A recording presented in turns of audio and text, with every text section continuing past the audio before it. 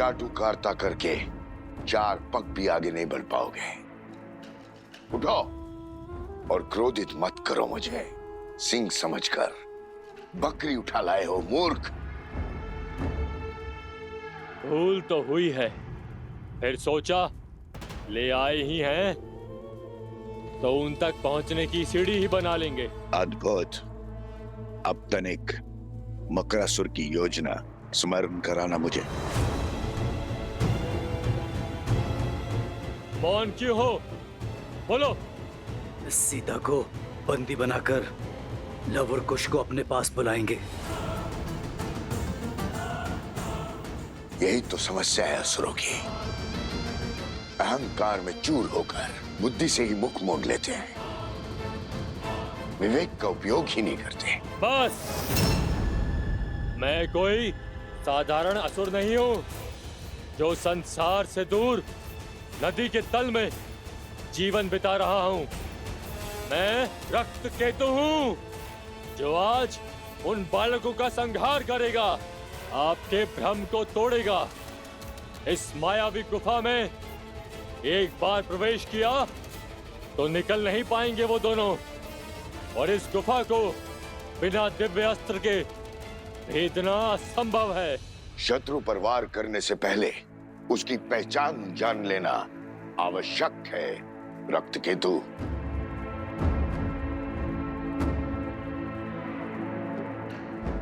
उठने का समय आ गया बालक, उठ जाओ।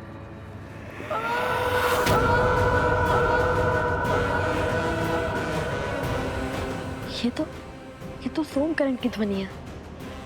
कुश, वो अवश्य ही भीतर है, तो उस ओर जाकर देखो, और हाँ, केवल संकेत की भाषा में बात करना।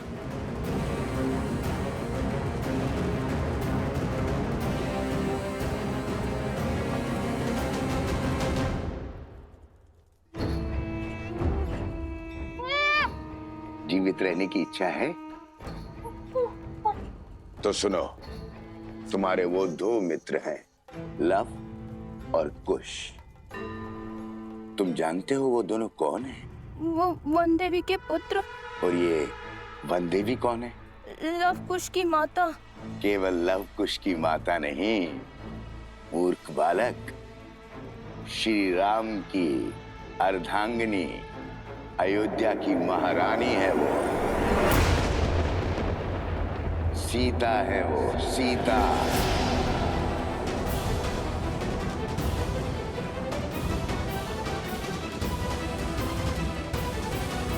अब यदि मेरा कहा मानोगे तो जीवित छोड़ दूंगा, अन्यथा नहीं नहीं नहीं नहीं नहीं। तो जो कहूंगा वो करोगे ना? हाँ। उत्तम, तो सुनो, लव और कुश को मिथिला ले जाओ, और जब मैं वहां कहूं तो सारे समाज, सारी प्रजा के सामने, सारी मिथिला के सामने कहना कि वन देवी ही सीता है। मेरे आदेश पर ये सत्य संसार के सामने प्रकट करना, अन्यथा तुम्हारा मस्तिष्क विस्फोट से शत विशत होकर बिखर जाएगा। ऐसे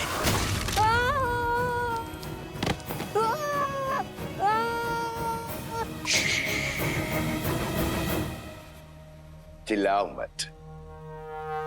सोमकर, जा, तुम मुक्त हुए। जैसा कहा वैसा ही करना। जाओ।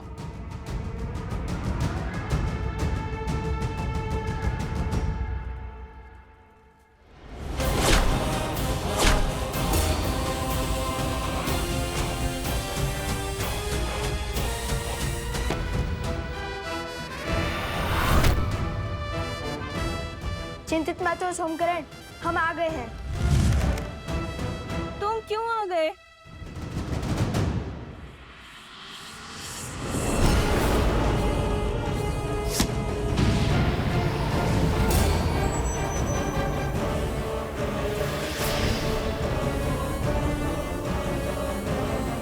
मेरी गुफा को भेज दिया। ये कैसे संभव है? जो धर्म के मार्ग पर चलते हैं, धर्म स्वयं उनकी सहायता करता है। तुम्हारे इस मायावी गुफा को भेजने के लिए महाराज जनक सहायता दे चुके हैं, और ये उनके दिव्य तुनीर से निकला हुआ दिव्यास्त्र है।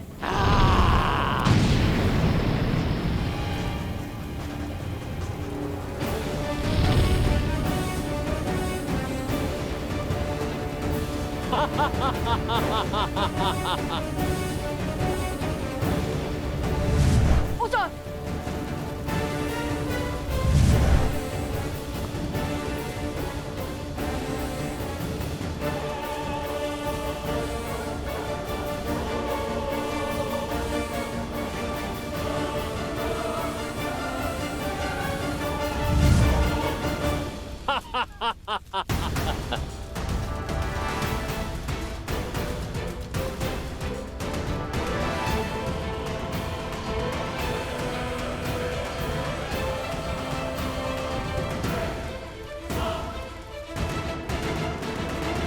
सहस्त्रमुख रावण को सूचित किया।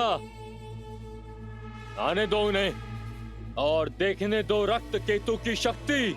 जो कार्य तुम्हारा मूर्ख मकरासुर नहीं कर पाया, वो मैं करूंगा। लवकुश को अब तक इसके कुंडल मिल गए होंगे। शीघ्र वो यहाँ आएंगे और इस मायावी गुफा में लुप्त हो जाएंगे।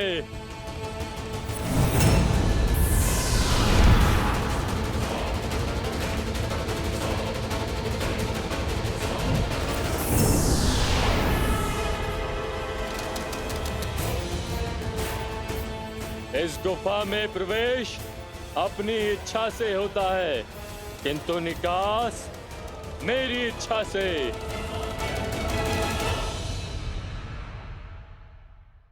लो भैया, लो। इतना क्यों चिल्लाते हो? ये देखो, ये तो सोमकर्ण का वस्त्र है। हम उचित मार्ग पर हैं। चलो। ओम पूर्णमस्य पूर्णमादाय पूर्णमेवावशिष्यते।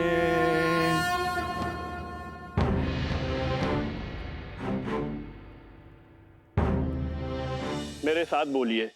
आदरणीय पूर्वजों, आदरणीय पूर्वजों, पंचद्रव्य की यह अंतिम आहुति स्वीकार कीजिए।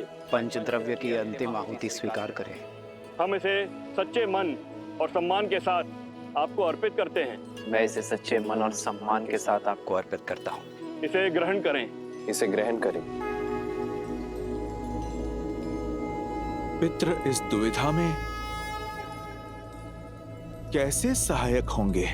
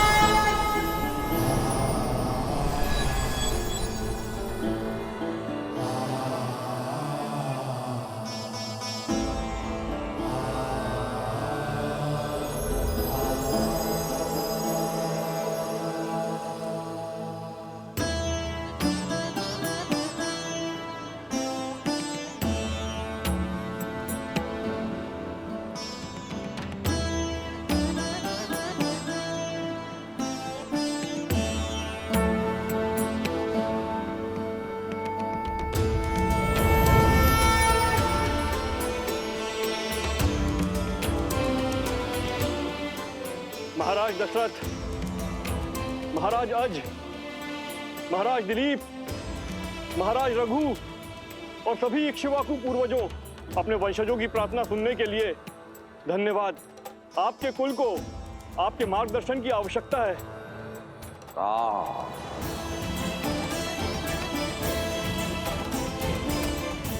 मेरे पुत्र,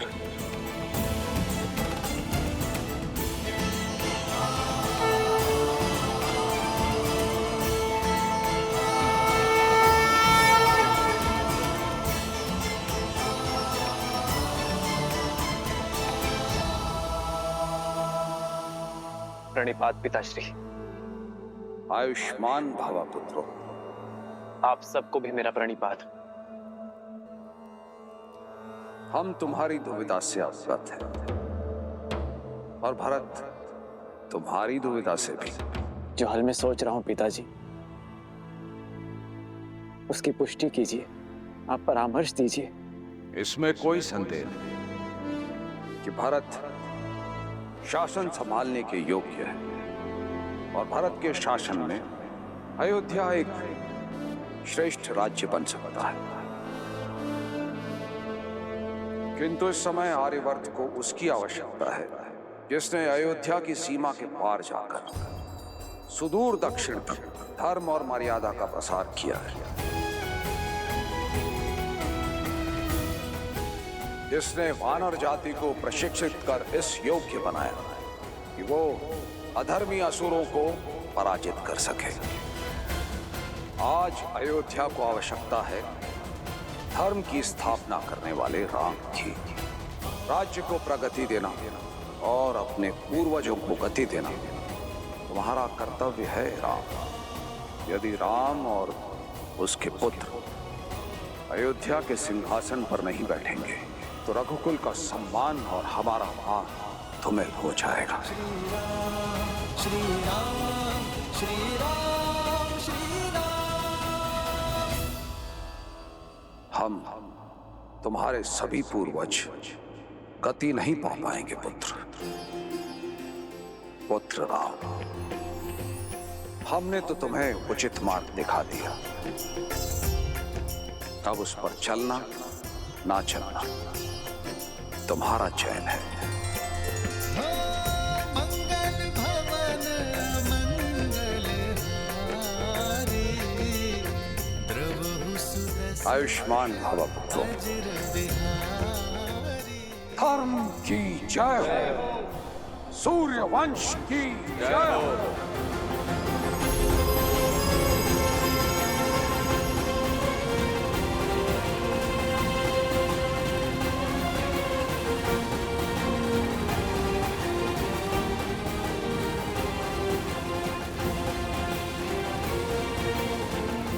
भैया,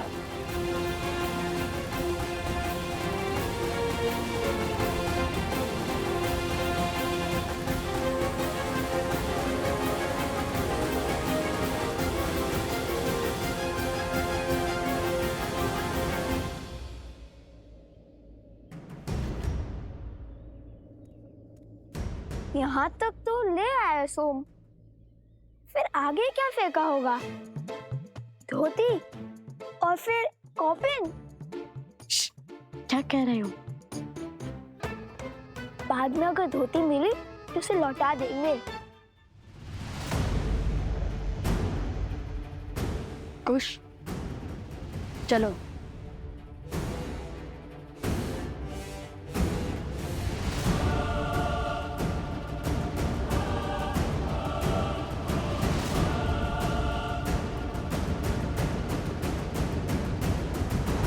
जानता हूं कि तुम परिस्थितियों के पाश में उलझे हुए हो राम, किंतु मनुष्य को अनगिनत कर्तव्यों में से सदा सबसे पहले सबसे महत्वपूर्ण कर्तव्य को प्राथमिकता देनी चाहिए।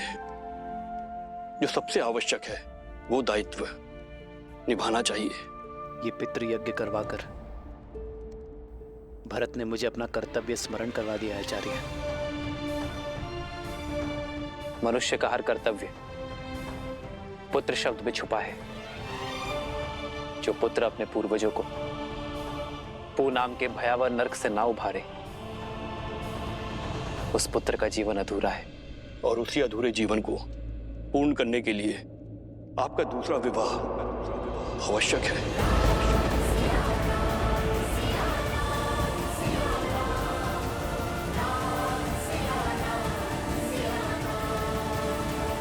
यदि आपने अयोध्या के सिंहासन का त्याग किया तो प्रजा और पूर्वज दोनों के हृदय को दुख पहुंचेगा। मेरे कथन पर विचार करना राम।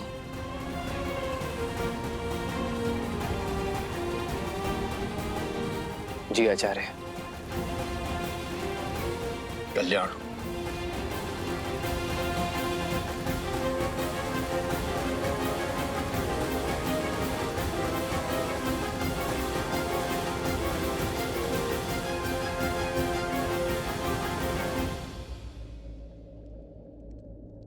प्रभु, संसार को उभारने वाले प्रभु श्री राम आज स्वयं किस धर्म संकट में फंस गए हैं?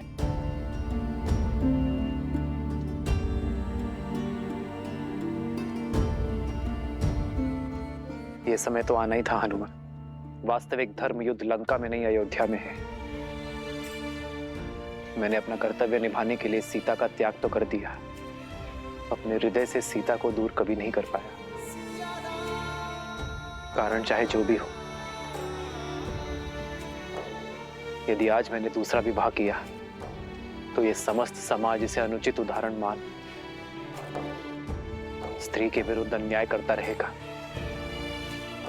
यदि धर्म की मूरत सीता को अन्याय मिला तो ये समूची स्त्री जाति कभी न्याय नहीं पा सकेगी हनुमान। प्रभु, तब तो सीता मैया को लौटने का अवसर मिलना चाहिए। इतने वर्षों आप दोनों ने जो तप किया, अब उसका फल आपको मिलना चाहिए प्रभु। सोमकरण अवश्य ही भीतर बंदी होगा।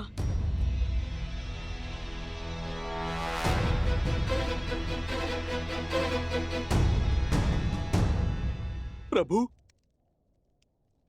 क्या माता को अभी भी नहीं लौटा सकते?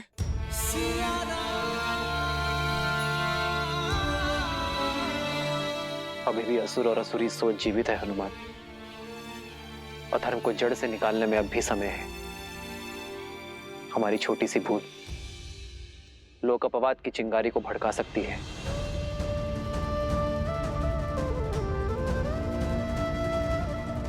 जब तक हम राक्षसी सोच को नष्ट नहीं कर देते, तब तक मैं अपने व्रत और तप से डिग नहीं सकता हनुमान। और तब तक मेरी सीता और संतान अयोध्या नहीं लौट सकते।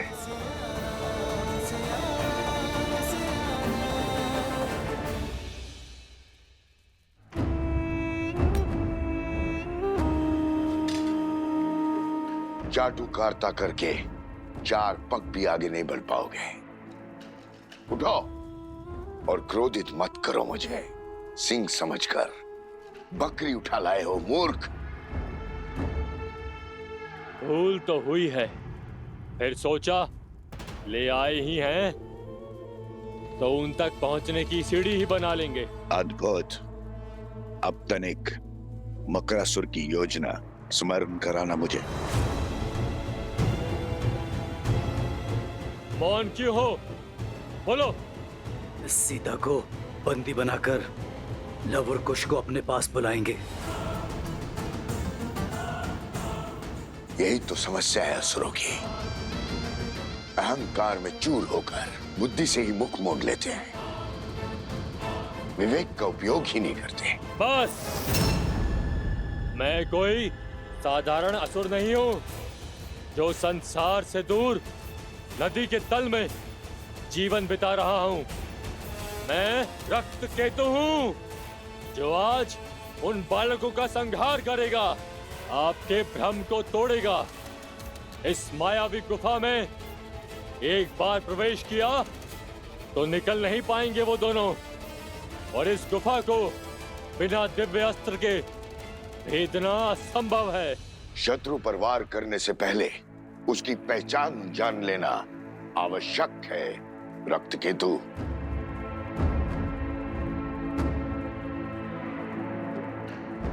उठने का समय आ गया बालक, उठ जाओ।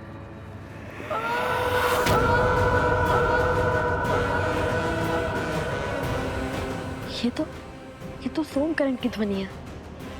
कुश, वो अवश्य ही भीतर है।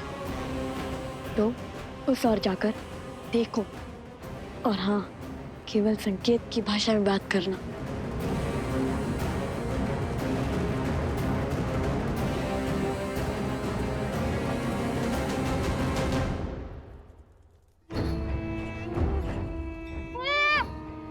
जीवित रहने की इच्छा है तो सुनो, तुम्हारे वो दो मित्र हैं, लव और कुश। तुम जानते हो वो दोनों कौन हैं? वो वन देवी के पुत्र। और ये वन देवी कौन है? लव कुश की माता। केवल लव कुश की माता नहीं, मूर्ख बालक, श्री राम की अर्धांगिनी, अयोध्या की महारानी है वो। सीता है वो, सीता।